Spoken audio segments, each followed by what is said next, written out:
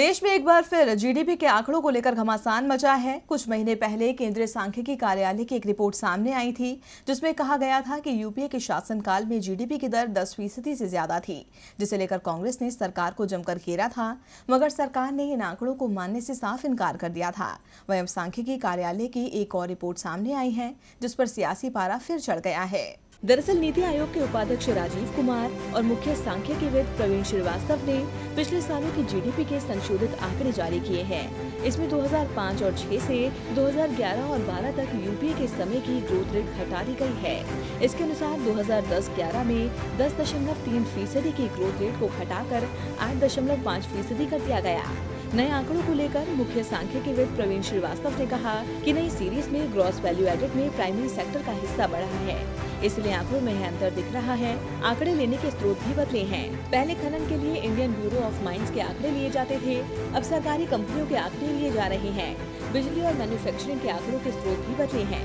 केंद्रीय सांख्यिकी कार्यालय की इस रिपोर्ट को लेकर अब सियासी पारा गर्मा गया है। कांग्रेस ने इसे सरकार का भद्दा मजाक बताया है। पूर्व वित्त मंत्री पी चिदम्बरम ने नीति आयोग पर हमला करते हुए कहा कि इस बेकार संस्था को बंद कर देना चाहिए। पी चिदम्बरम ने नीति आयोग के आंकड़े को बुरा मजाक बताते हुए ट्वीट किया कि नीति आयोग का संशोधित जीडीपी आंकड़ा एक जोक है, एक बहुत ही खराब जोक। ऐसा जानबूझकर किया गया। ये आंकड़े किसी सम्मानित कदम को ठोस पहुंचाने भर के लिए जारी किए गए हैं। वहीं बीजेपी के इस वार पर वित्त मंत्री अरुण जेटली ने सीएसओ का बचाव किया है।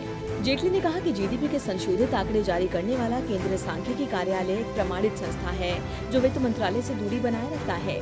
उन्होंने कहा कि हमें विश्वास है कि सीएसओ ने अपनी गरिमा के खिलाफ कोई काम नहीं किया।